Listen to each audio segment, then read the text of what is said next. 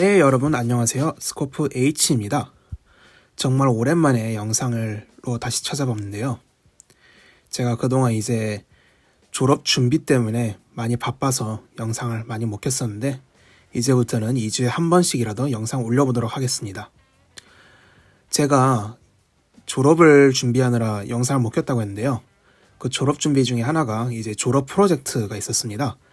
이 졸업 프로젝트가 이제 주제를 자유롭게 하나 선정을 해서 애플리케이션이라든지 아니면 웹사이트 같은 걸 만들어서 제출을 하는 그런 형식인데요. 다행히 무사히 잘 마쳤는데 이 프로젝트를 하면서 좀 힘들었던 점이 있어가지고 그거에 대해서 오늘 얘기를 해볼 겁니다. 일단은 영상부터 보시면요. 제가 이 졸업 프로젝트를 하면서 아이폰용으로 점자를 이제 인쇄할 수 있는 점령 애플리케이션이죠. 이 과정에서 이제 제가 스위프트를 사용을 해서 이 아이폰 앱을 개발을 했는데요.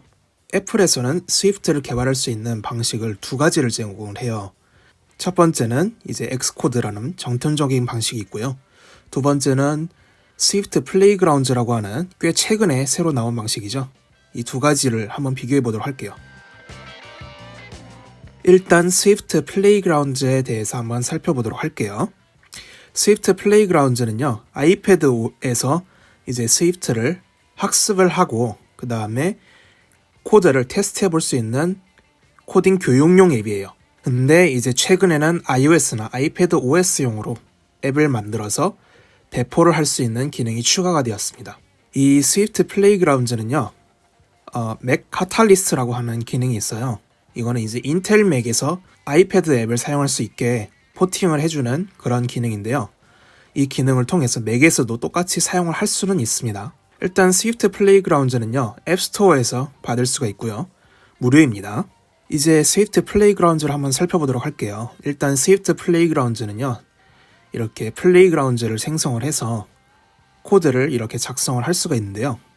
작성한 코드는 이렇게 자동 완성도 지원을 하고요. 그 다음에 실행 버튼을 누르게 되면은 오른쪽에 이렇게 실행 결과가 표시가 됩니다. 그래서 그거를 표시할 수도 있고 콘솔에서도 출력이 됩니다. 그리고 이제 밑에 보시면요, 이렇게 다양한 컨텐츠들이 있어요. 이 다양한 컨텐츠들을 불러와서 코딩 공부를 할 수가 있고요. 또 스위프트 앱 개발 공부도 가능합니다. 이게 서드파티에서도 몇몇 개 나왔어요. 그래서 이 서드파티용으로도 쓸 수 있는 그런 코딩 교육용 컨텐츠들이 많이 있습니다. 지금은 이렇게 코딩 교육용 컨텐츠인 코드 시작하기를 이제 열어본 건데요. 이 코드 시작하기 내용을 이렇게 보시면 굉장히 다양한 부분에서 학습이 가능한 컨텐츠로 구성이 되어 있습니다. 그래서 보면은 이렇게 퍼즐 형태로 되어 있어서 좀 더 쉽게 결과를 확인할 수 있게, 그래서 이 코드가 무슨 코드인지를 좀 더 감을 빨리 잡을 수 있게 도와주는 그런 컨텐츠로 구성이 되어 있습니다. 캐릭터도 은근 귀엽고요. 다음에 이제 제가 졸업 프로젝트를 했던 거를 열어보도록 할게요. 제가 아이패드에서 이 졸업 프로젝트의 대부분을 작성을 했는데요. 이렇게 앱 개발을 할 수 있도록 오른쪽에 앱 미리 보기가 표시가 되고 당연히 콘솔 출력도 지원을 합니다. 오른쪽에 이렇게 테스트를 해볼 수 있는 영역에서 앱 미리 보기를 할 수 있고 이거를 실행을 시키면은 별도의 앱으로 분리가 되어서 직접 아이패드에서 테스트를 해볼 수 있는 그런 환경이 만들어집니다.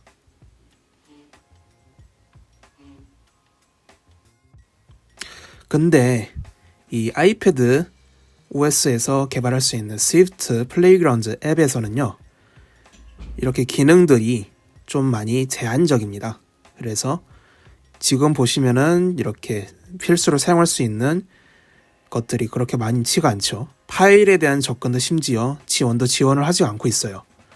그렇다고 이제 파일을 못 쓰는 건 아니고요. 공유 기능을 이용해서 제한적으로나마 이렇게 구현을 할 수가 있게 됩니다.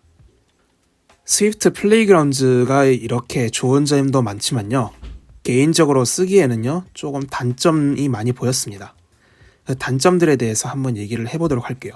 일단은 필수적인 기능인 파일 저장과 접근이 매우 제한적이에요. 아까 전에도 보여드렸듯이 그런 기능 자체를 아예 제공을 안 하기 때문에 개발자가 공유라는 기능을 통해서 이거를 저장을 우회를 하거나 할 수는 있는데요. 일단은 기본적으로 바로 다이렉트로 파일에다가 저장을 하고 불러올 수 있는 기능은 제공을 하지 않고 있습니다. 그리고 아이패드를 개발할 경우에는요, 이 아이패드, 그러니까 사용하고 있는 아이패드에서만 테스트가 가능하다는 점도 단점이라고 볼 수 있겠습니다. 이 부분은 이따가 엑스코드 얘기 나올 때 같이 좀 다뤄볼 건데요. 일단은 지금은 그렇게 알고 계시면 될 것 같습니다. 다음에 iOS 앱의 기본적인 설정 파일이라는 게 있어요. iOS 앱은 이제 아까 전에 얘기했던 그 기능들을 관리할 수 있는 info.plist라고 하는 파일이 존재를 하는데요. 이 info.plist라는 파일에 Swift Playgrounds는 접근할 수가 없습니다. 그리고 이거는 솔직히 단점인지는 잘 모르겠는데요. 일단은 스위프트로 iOS 앱을 만드는 방식은 두 가지가 있어요. 첫 번째는 이제 UIKit이라고 하는 스토리보드라고 많이 불리는 방식을 사용을 하고요. 그다음에 두 번째는 스위프트 UI라는 애플이 새로 만든 이제 스위프트 UI라는 방식을 사용하는데요. 이 스위프트 플레이그라운드는 두 번째 방식인 스위프트 UI만 지원을 합니다. 이제 엑스코드로 넘어가 볼게요. 이 엑스코드는 애플에서 만든 굉장히 전통적인 개발 도구라고 할 수가 있고요. 맥에서만 사용할 수가 있습니다. 그래서 맥에서 iOS, iPadOS, watchOS, tvOS 그리고 심지어는 일부 리눅스용으로까지도 개발을 할 수가 있는 그런 통합 개발 환경이라고 볼 수가 있겠고요. 이제 마이크로소프트의 비주얼 스튜디오와 비슷한 이 엑스코드는요, 맥에서 한동안, 그러니까 굉장히 오랫동안 사용해왔고 지금도 계속 사용을 하고 있는 개발 도구이기 때문에 다양한 SDK를 지원을 하고요, 당연히. 그 다음에 아까 전에 얘기드렸던 info.plist를 통해서 다양한 iOS의 설정을 지원을 합니다. 또한 이 엑스코드를 사용하면요, 기기 테스트를 할 수가 있어요. 그러니까 엑스코드에서 앱을 만들고 그것을 실제로 제 기기에서 돌려볼 수가 있는 그런 환경을 지원을 합니다. 그 다음에 엑스코드는요, 스위프트 이전에 애플에서 활발하게 썼던 언어인 오브젝티브-C, 그리고 근본 중에 근본이죠, C랑 C++ 언어도 같이 지원을 합니다. 그래서 iOS 앱을 개발할 때는요, 스위프트뿐만 아니라 오브젝티브-C를 사용할 수도 있고요. 그 다음에 맥용이나 혹은 리눅스용 프로그램을 만들 때는요, 오브젝티브-C, 그 다음에 스위프트, C, C++ 전부 사용을 할 수가 있습니다. 아쉽게도 윈도우즈는 안 되더라고요. 일단은 엑스코드는 앱스토어에서 받을 수가 있는데요. 앱스토어뿐만 아니라 이제 애플의 개발자 홈페이지에서도 받을 수가 있고요.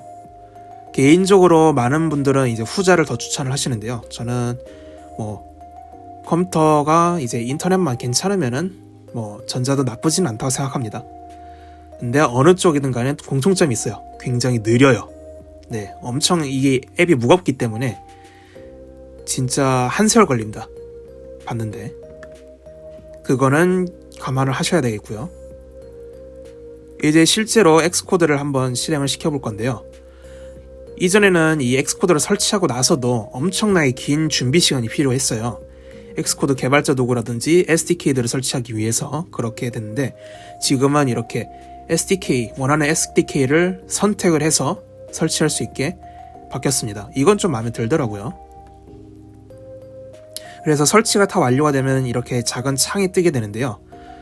저는 원래는 이제 이거를 맛보기로 좀 보여드려야 되겠지만, 저는 바로 제가 작업했던 졸업 프로젝트를 열어보도록 하겠습니다. 제가 이 엑스코드로 나머지 제가 프로젝트를 작업했던 나머지 부분을 채워 넣었는데요. 제가 이 나머지 부분을 엑스코드에서 채워야 됐던 이유는요, 파일 지원 때문입니다. 일단은 그 부분은 제쳐두고요. 일단은 제가 엑스코드를 연 모습인데, 코드 하나를 열고 마찬가지로 이 엑스코드도 앱을 미리 볼 수 있는 프리뷰 화면을 제공을 합니다. 근데 지금 보시는 것처럼 굉장히 느리죠.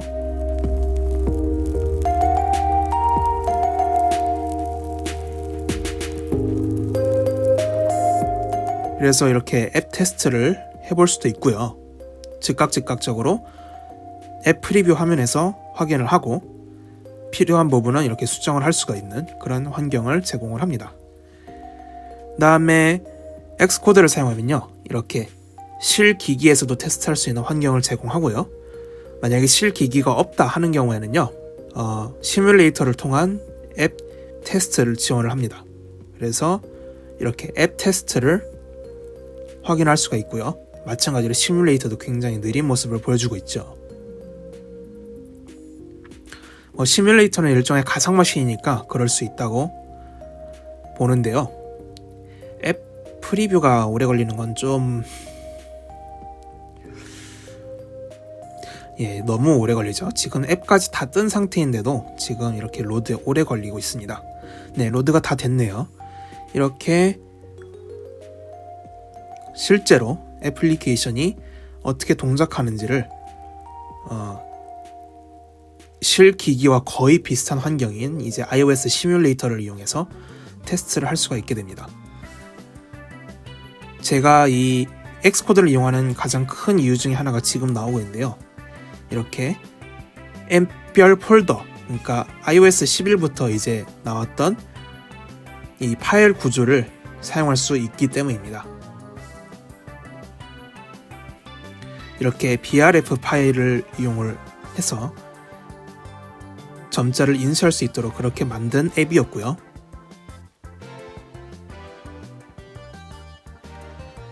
이제 info.plist라고 하는 지금 화면이 나오고 있습니다. 이것을 이용해서 iOS에서 다양한 기능들을 추가할 수가 있게 되고요. 지금 보시면은 아이튠즈용 파일 공유, 이것을 켜놓은 것을 확인할 수가 있습니다. 물론 이제 이렇게 전문적인 기능들을 가지고 있는 앱인 만큼 엑스코드의 단점도 존재를 하는데요. 이 엑스코드의 단점을 한번 지금 짚어보도록 할게요. 일단은 엑스코드의 가장 큰 단점은요, 일단 무거워요. 엄청 무거워. 그 다음에 사양을 엄청 타요. 물론 이제 실행하는 데는 구형 컴이어도 이제 최신 OS가 돌아간다면은 실행을 시킬 수 있는데요. 대신에 엄청 느립니다. 거의 개발이 힘들 정도로 느려요. 그래서 성능을 많이 타고요. 다음에 info.plist를 이용을 해서 설정을 하는데요. 이 부분이 전부 영어로 되어 있기 때문에 어느 정도 숙지를 하고 계셔야 설정을 자유롭게 하실 수가 있습니다. 그래서 워낙 지원하는 기능도 많고 해서 굉장히 복잡한 모습을 보여주고 있어요. 다음에 아까 전에도 언급했듯이 영어만 지원되는 UI입니다. 비주얼 스튜디오라든지 이런 애들은 이제 한글도 지원을 하는데요. 이 엑스코드는 나온 지가 꽤 됐음에도 불구하고 이 영어만 지원한다는 게 조금 아쉽긴 하네요. 이렇게 엑스코드랑 스위프트 플레이그라운드에 대해서 알아봤는데요. 그러면은 뭘 더 추천하냐? 일단은 당연히 iOS 앱 개발을 전문적으로 하실 거라면은 엑스코드를 더 추천을 합니다. 저는.